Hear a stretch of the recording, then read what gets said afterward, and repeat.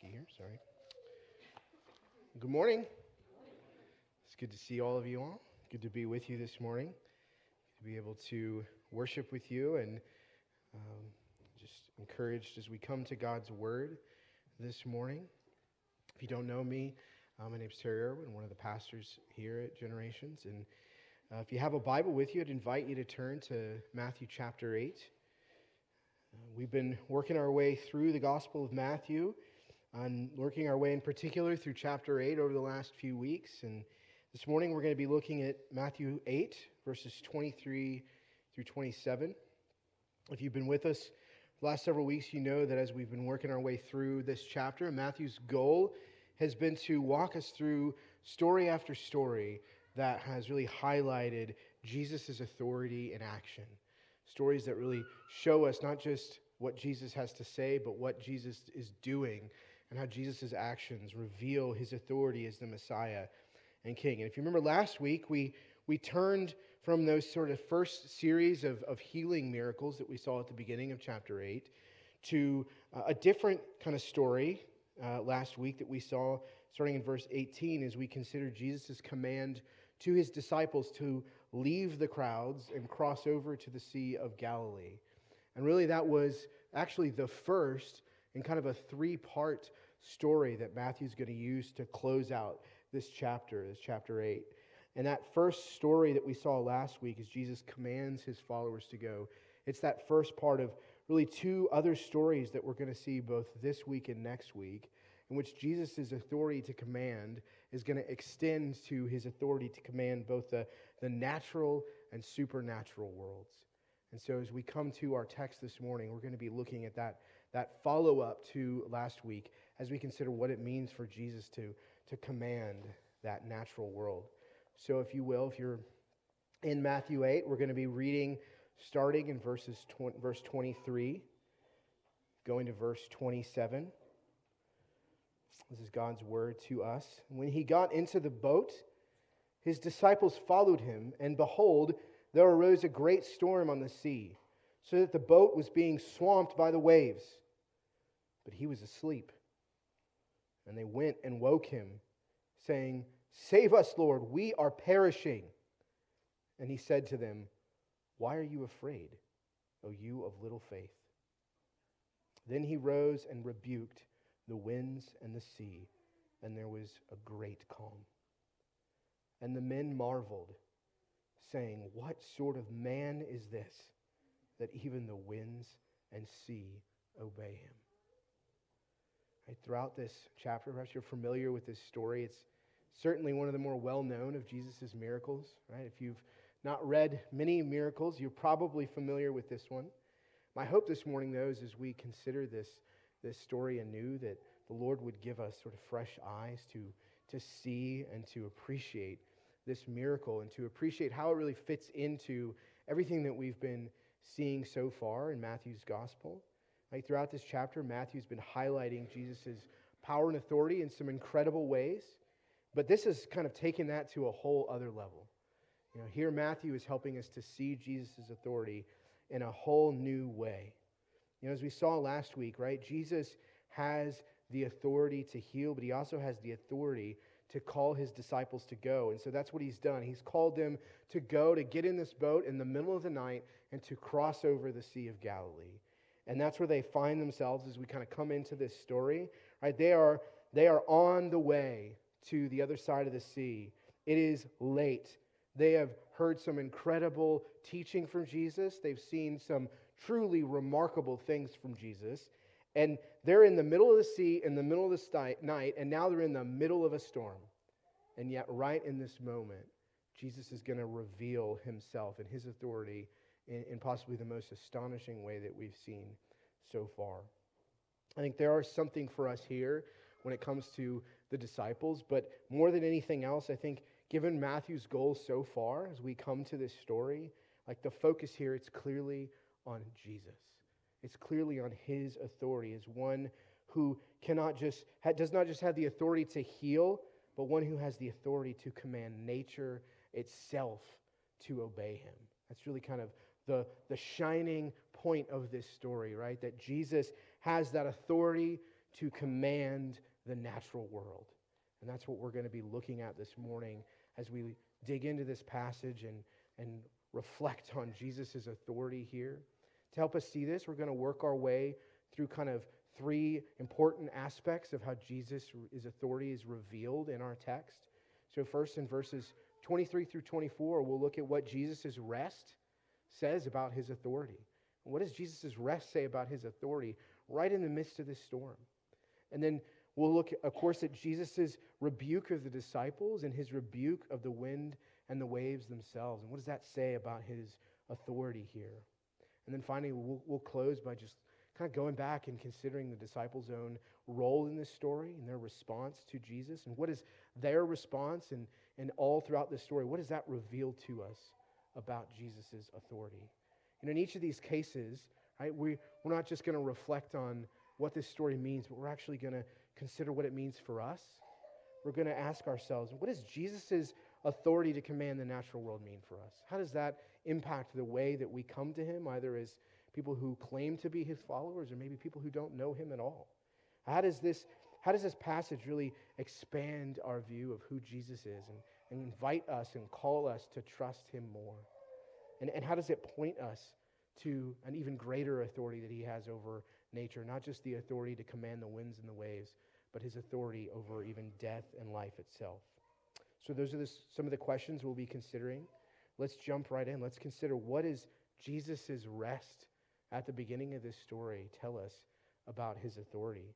Right? Matthew opens this story with this interesting and important detail there in verses 22 and 23. Right there in the boat, the disciples have followed him into the boat, and there is a great storm happening in the midst of this situation. The boat, so great, the boat is being swamped by the waves, that Matthew says. But Jesus is asleep.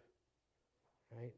Picture what's happening. They're in the middle of the Sea of Galilee, in the middle of the night, and they are in the middle of this storm. Right? This isn't some sort of little kind of wind, waves, some rain, okay, this isn't looking good, we better wake Jesus up. The word that Matthew uses here, it's the same word for earthquake. This is a terrible, violent storm that is going to possibly overtake and capsize this little fishing boat. And the Sea of Galilee is actually known for these sort of violent, sudden squalls, is what they call them.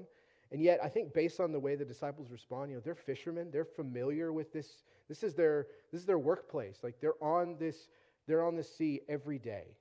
And yet, it's clear that something about this storm is kind of taking it beyond what they're used to. They're used to being in these storms, and yet they are terrified. They are worried. This is going to kill us. This is the storm that's going to do us in. So this is no small storm, right? This is a terrible, raging storm, and yet Jesus is asleep. He is not just a little bit asleep, he's fast asleep. And what does this tell us about Jesus' authority in this situation? Well, first, I think it tells us Jesus' authority, it's not at odds with his humanity and his humility. We need to acknowledge something important about what it means for Jesus to be asleep at this moment, and that's that Jesus needed to sleep. Jesus was the Son of God. Jesus is the Son of God, the Messiah. And yet in taking on human nature, Jesus took on that need for sleep. Right? It has been a long day. Jesus has done some incredible things. And Jesus is not merely sort of pretending to be human. He is actually human like us in this moment. He needs sleep just like we would. He is desperate for it. So desperate that he is asleep in the middle of a storm. And he is tired. And so he sleeps. But I think it's important to recognize his authority is not at odds with that humanity, that need for him to sleep, right? And also I think it shows us something of what we saw last week. Remember what Jesus told that scribe? Like the Son of Man has nowhere to lay his head, right? And that's right away. We see that exactly is the case. Like, where is Jesus asleep? He's not asleep in some opulent palace on some wonderful bed and a nice cozy pillow right by the fire. He is dead asleep in the hold of some rinky-dink fishing boat. And this is a perfect example, not just of his humanity, but the kind of humility that he pointed to last week. And yet, none of those things undermine his authority, right? He sleeps, and he sleeps in probably the worst place we could possibly imagine someone to sleep. But remember, he's not just asleep because he's human and because he's humble. He's asleep because he knows who he is. He knows his authority. He recognizes it is not yet his time. This isn't a mistake. Jesus isn't just falling asleep on the job here. He's not like, I can't do it. I'm going to sleep. No, I think his willingness to rest, it reveals that even in his humility and humanity, Jesus is confident in his authority, so much so that he can rest. Jesus can rest. He knows, I don't have to worry about this. I can sleep. Even though he's unconscious and asleep, right? Jesus is never out of control in this circumstance. He knows his time hasn't come, and he knows that he is Lord over those winds and those waves. So even as he sleeps in his human nature, he keeps those very wind and waves held together through his divine power. And Jesus can rest confidently because of that. I love the way one author puts it. He says, only the second person of the Trinity, Jesus, can sleep like a baby amid the chaos, secure in the realization that he is one with the Father and his time has not come. His sleep signals divine insight. Jesus knows he's not going to die tonight, so he can rest. I think that's really encouraging and really instructive for us. It's encouraging, right? Because it reminds us God cares for us and can care for us even when it seems like he's not there, right? There are times where it may feel like, man, things are chaotic in my life. Where is God? Is he asleep? What is he doing? Friends, even in those moments where it seems like God is distant or absent, he is never asleep on the job. He is always at work. And even as Jesus sleeps, he remains the Son of God, the one, as Paul says in Colossians, who holds all things together by the word of his power. He is not worried about this little measly storm. He knows exactly who he is and his power over this storm.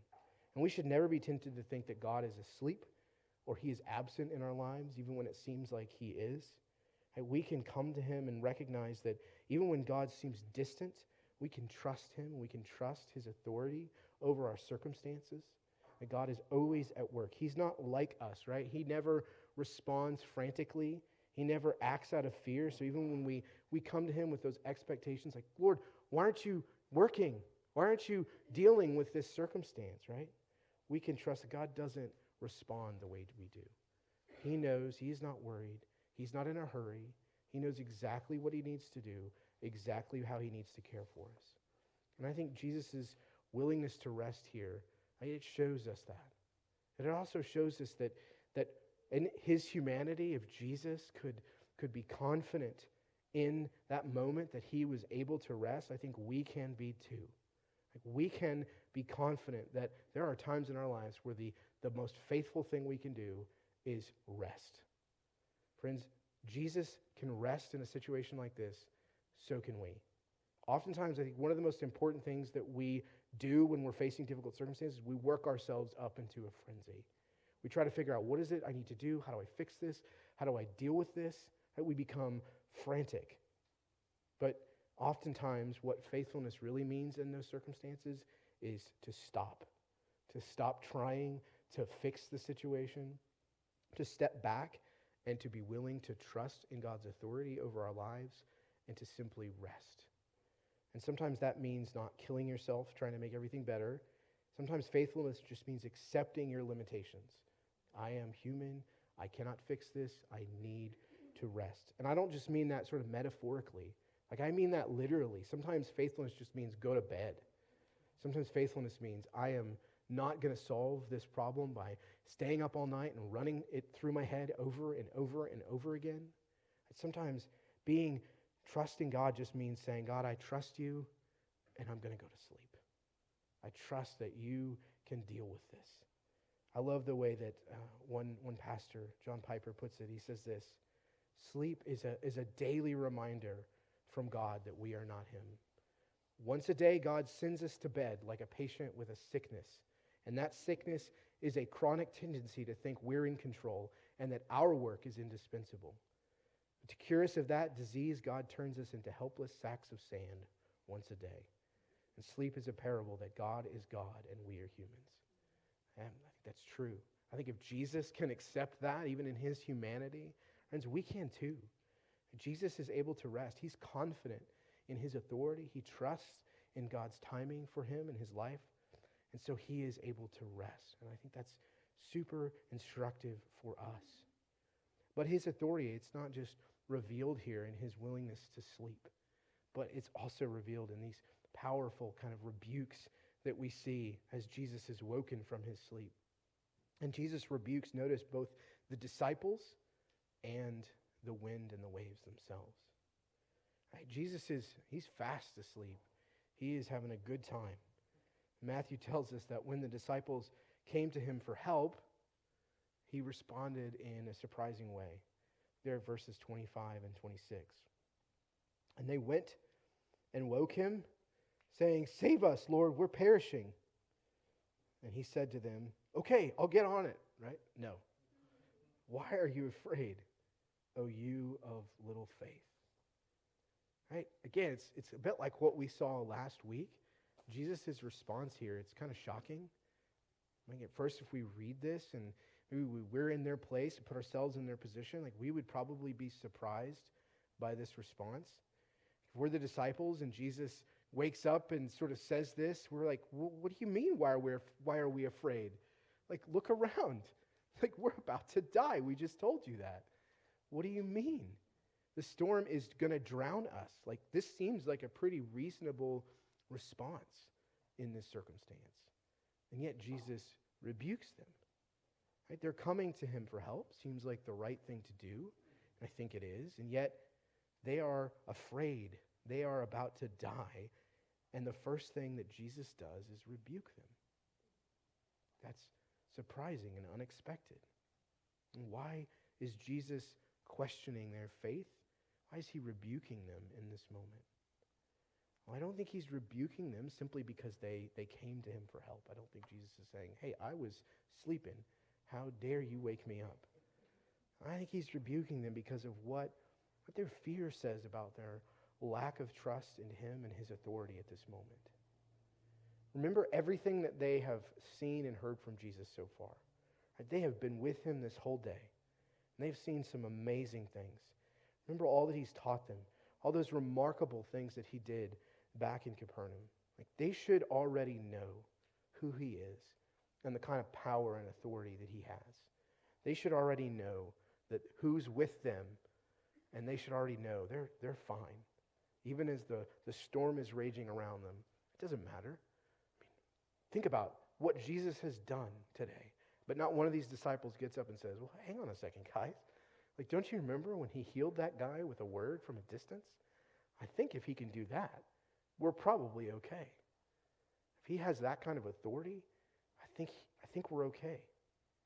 And yet, that's not what is happening here, right? They have yet to really grasp who he is, right? And not only that, he's the one who called them into this boat, right? He told them to go. I think, again, none of them says, "Hey, wait a minute, guys. He told us to get in this boat. Surely he knows what he's called us to do, and he's asleep. So I think we can probably safely say we're okay." Right? No. At this moment, when they come to him in fear, they are revealing just how little they understand about who Jesus is and what he has in terms of his authority. If they really understood Jesus' authority, they wouldn't be afraid in this moment. They wouldn't have any reason to fear, even though outwardly they have every reason to be afraid, even though we even could sympathize with that. But what they have seen of Jesus should counteract all of that, should help them say, you know what, we can trust, no matter what this circumstance is, that the one who is with us has authority over these winds and these waves, right? But their anxiety and their frantic rush, I think it reveals they don't grasp that. They don't really grasp fully Jesus' authority. And Matthew's going to make that really clear as we come to the end of this story, and they're just sort of still scratching their heads going, who is this guy? Right? I think that's a clear indication that they don't get it yet. They still have yet to get it. You know, in some ways, this is kind of a two-part story, a story that we're going to see brought to its conclusion, not just next week, but ultimately several chapters later in Matthew 14. This story is going to kind of repeat itself. And I won't get too much into that because eventually we'll come back to that story. But it's incredible the way those two stories parallel. And as you come, if you'll kind of jump ahead to that story on your own, they're going to finally get their answer to that question. They're going to finally get that answer. But here, they haven't gotten it yet. They still don't quite understand who he is. And that's why Jesus rebukes them. Not because they come to him, not because they're afraid or they're in need, but simply because they are showing that they don't recognize his authority. And Jesus rebukes them because it reveals that they don't understand that he has that authority to command the wind and the waves. And I think that's, again, encouraging and instructive for us as we think about what it means for us to come to Jesus for help in our own lives. I think I want to just be clear. I think like the disciples, I don't think Jesus discourages us from coming to him for help. Right? We can come to him for help, but I think we can read this story and be challenged by this rebuke. Be challenged to ask, why are we coming to him? What does that say about our trust in him? Are we simply coming to him because we trust him? Or are we coming to him simply out of fear and desperation? Right? They didn't come by faith. They came in fear and in desperation. I think Matthew Henry, the old Puritan, he says, Jesus, he doesn't chide them for disturbing him with their prayers, but for disturbing themselves with their own fears. I think that's true. And I think there are oftentimes in our own lives, like the challenge that is here for us isn't that we need to come to Jesus and say, Jesus, we need help. Jesus, I don't know what to do. Right? The rebuke for us is not in coming to him, but it is that period of time where we work ourselves up into that frenzy over our circumstances. We never need to fear coming to him for help, but we might need to be challenged about what those fears say about our trust in him in the first place. Right? And I think as we ask ourselves that question, like, why are we coming to him? Is it sort of out of last-ditch sort of desperation? I've tried to solve this problem myself, and I couldn't hack it, so I guess I'll go to Jesus now. No, if we come to him kind of frantically and purely out of desperation, like, what does that say about our recognition of his authority? Well, it might say we think Jesus can do something, but does it actually say that we really do trust in his authority? Are we confident? Are we confident in a way that we're willing to come to him the first moment and say, I know the one who can deal with this situation. It's not me. It's Jesus. Do we come to him more motivated by those kinds of fear? Or do we come to him in trust? I think that's what his rebuke kind of reveals to us here. And nevertheless, right, Jesus, he rebukes the disciples for their lack of trust, but he doesn't just roll over and go back to sleep, right? We might think, hey, Jesus is rebuking them. You guys, your faith is weak. Why are you afraid? There's no problem here. And Jesus just says, I'm going back to sleep. But that's not what happens. Jesus, he gets up and he demonstrates his authority despite their lack of faith in a powerful way.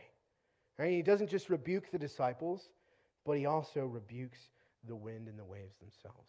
Matthew tells us there at verse 26, he rose, he rebuked the wind and the sea, and there was great calm. Now, that's incredible. Just with a word, Jesus is able to instantly command these winds and waves to stop, right? And it's not just that he says, all right, like I'm going to tell the wind and the storm to stop, and we'll just sort of wait for the water to kind of even out. No, in a moment, not only is the storm brought to instant halt, but the waves themselves are like glass, instantly calm.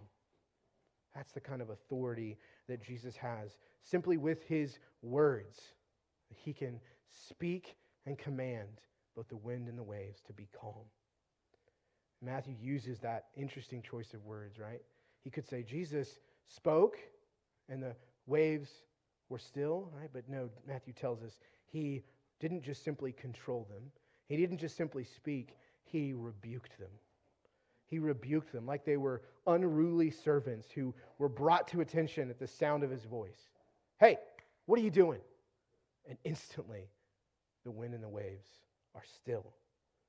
And Jesus doesn't just have power over the wind and the waves, right? He has authority. That's what it means to rebuke, to speak a word of rebuke, and for something like that to obey and to listen to you, especially if you're talking about the wind and the waves. Right? They obey his rebuke because he is their master. And he has the authority to speak to the elements themselves, and they obey him. He can command nature itself.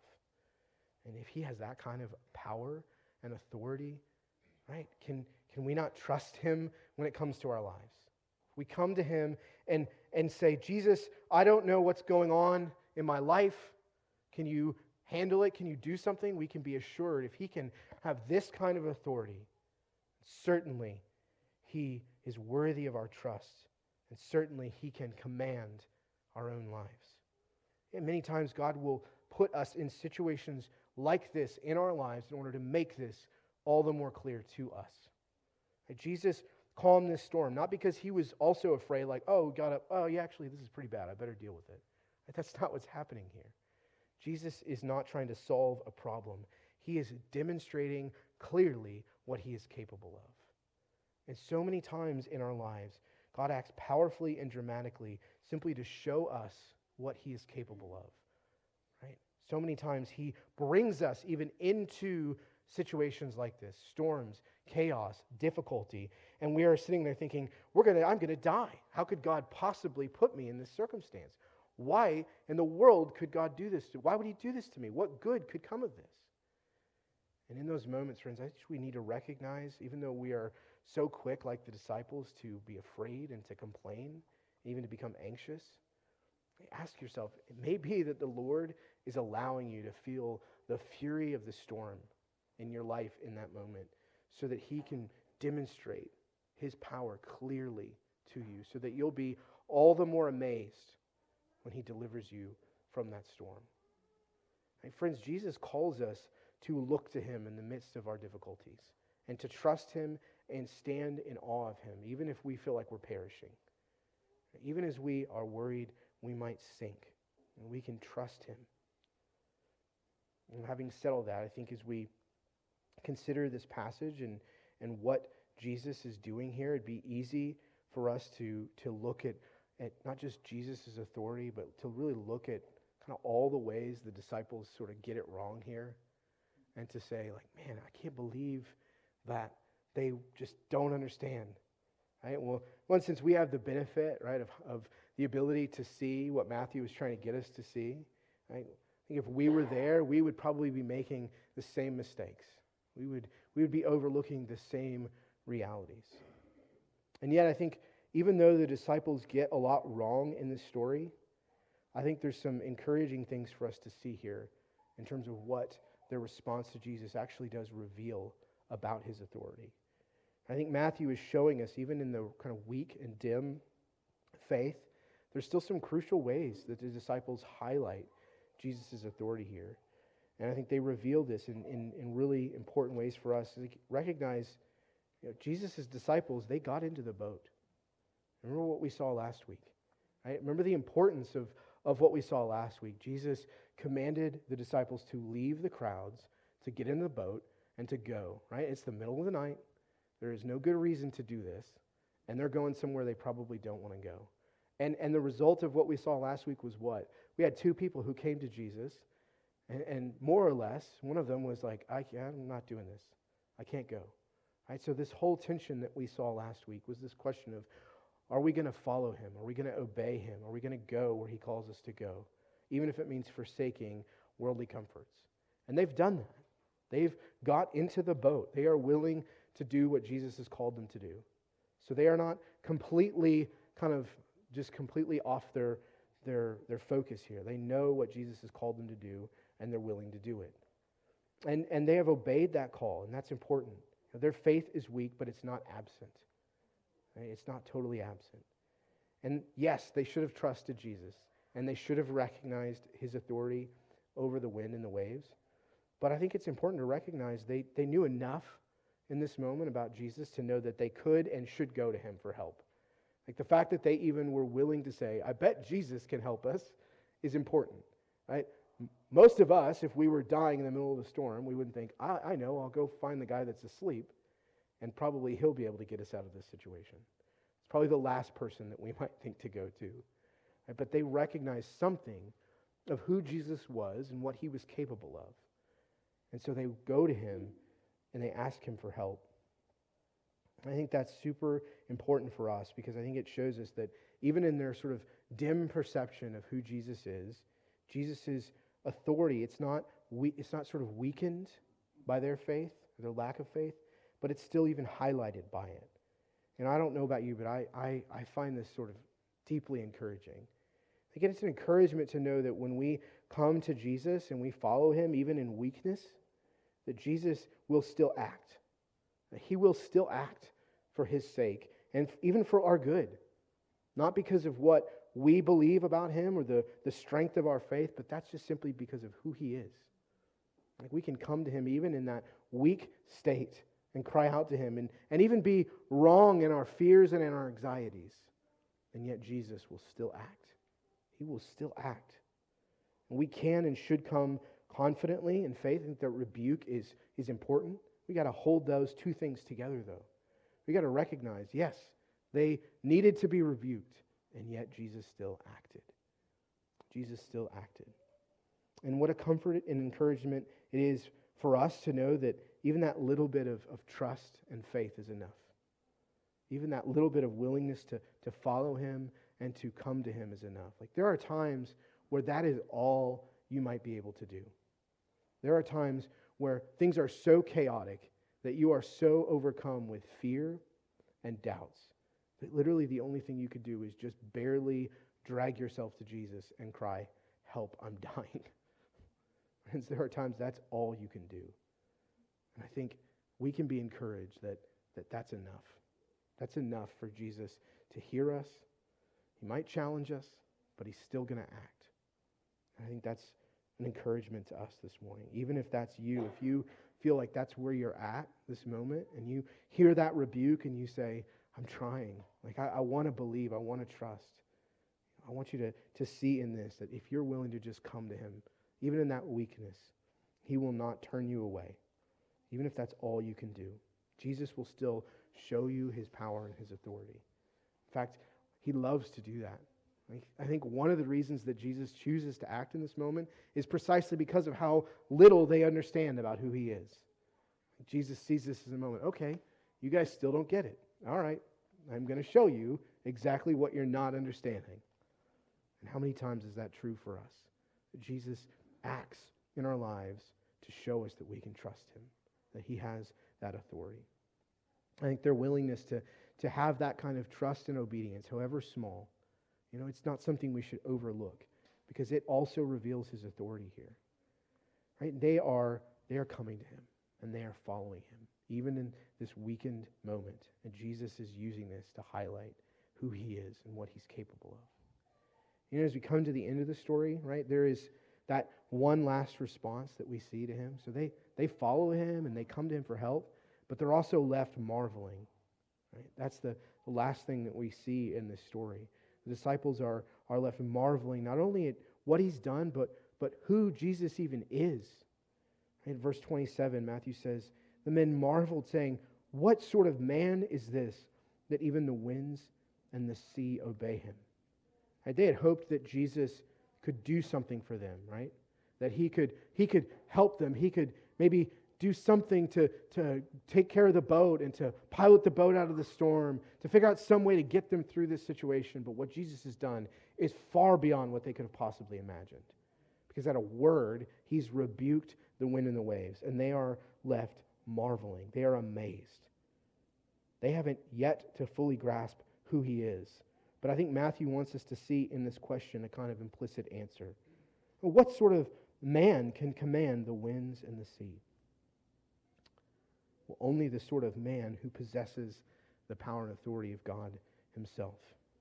And consider a passage like Isaiah 50, verse 2. And God speaking in Isaiah, he is declaring his power and authority. And he says, "Is my hand shortened?" In other words, is it weak? No. "Is my hand shortened that it cannot redeem? Or have I no power to deliver? Behold, by my rebuke, I dry up the sea. I make the rivers a desert. The fish stink for a lack of water and die of thirst." That's a vivid picture.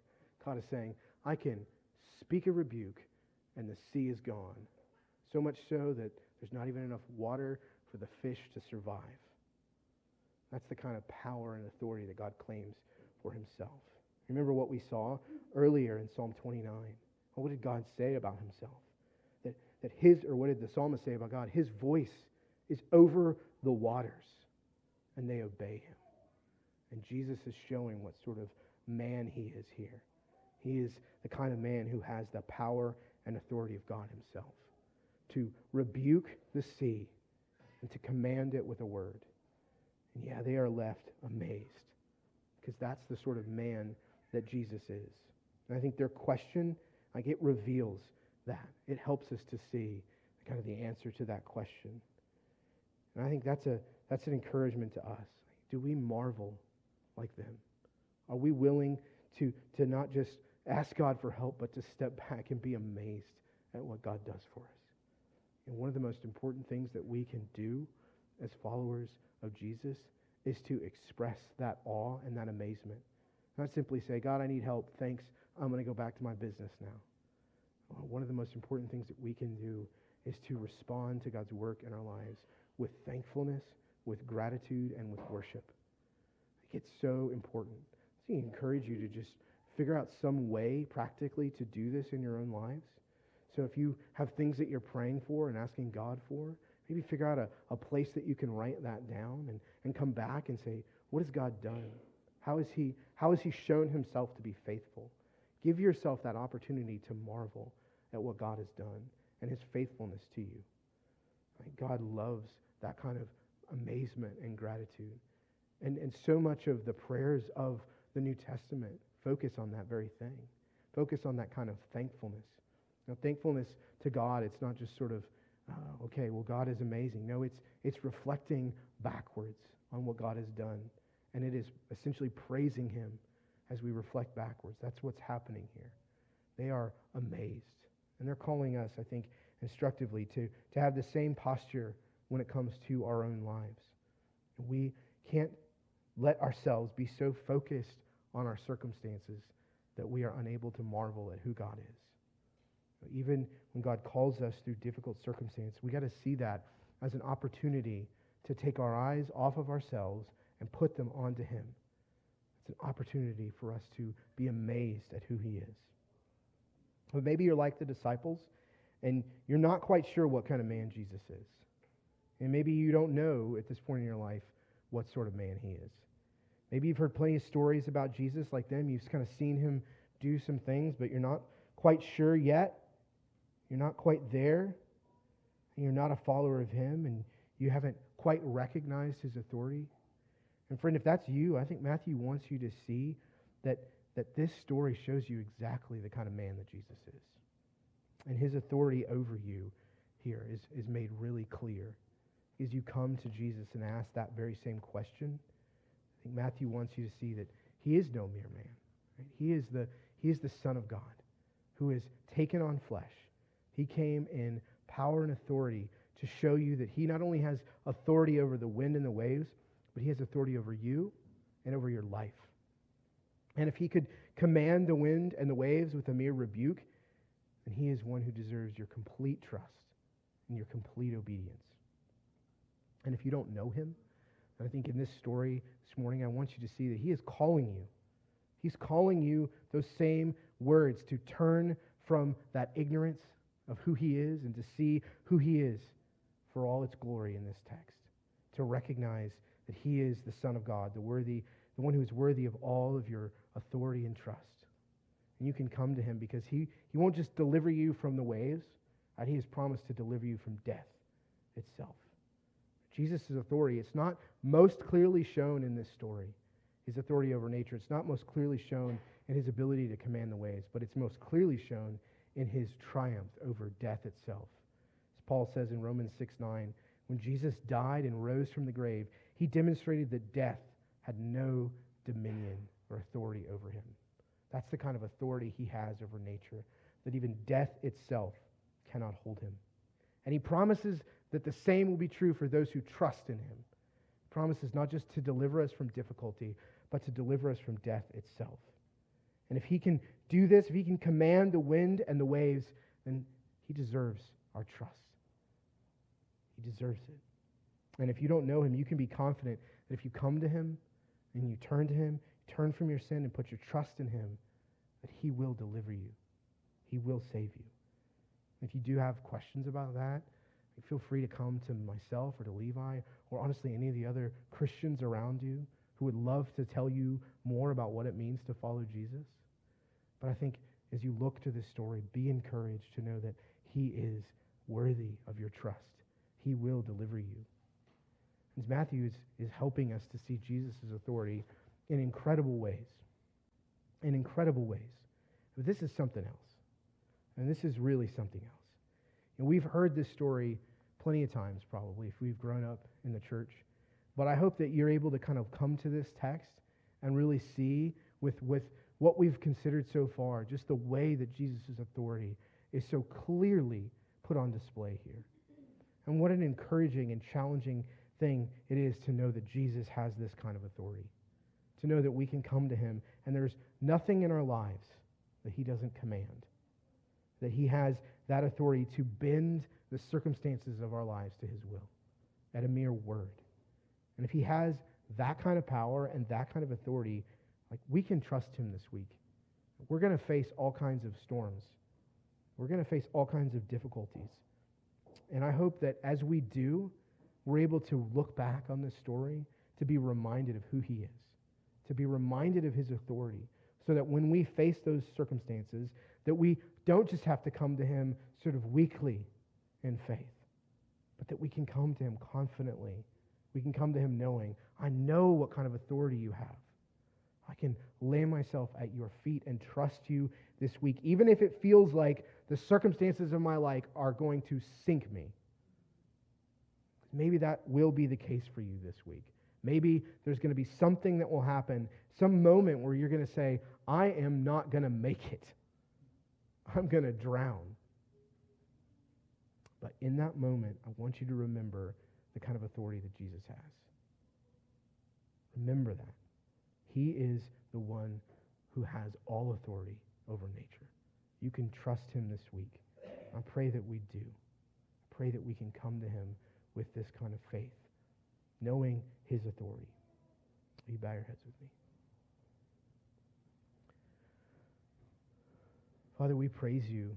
Even as we reflect on this passage, you've already shown us so many incredible ways that Jesus demonstrates his authority. And yet, Father, this passage, it reminds us once again just the magnitude of what Jesus is capable of, the kind of authority that he has as the Messiah and King. I pray this morning as we reflect on this passage that you would help us, no matter where we are. Help us to be spurred on if we know as we read this passage that we need to trust you more. If we know that we need to rest in you more. God, help us if our faith is weak. Help us to come to you for help, even acknowledging in that weakness that all we can do is trust you. I ask him this morning, God, we ask you this morning, God, that you would help us to see and marvel at Jesus' power and authority, and that would change us, that it would impact us and help us and equip us to live our lives this week. Help us to rest in him, even as we face the difficulties and challenges ahead. And we ask these things in his name.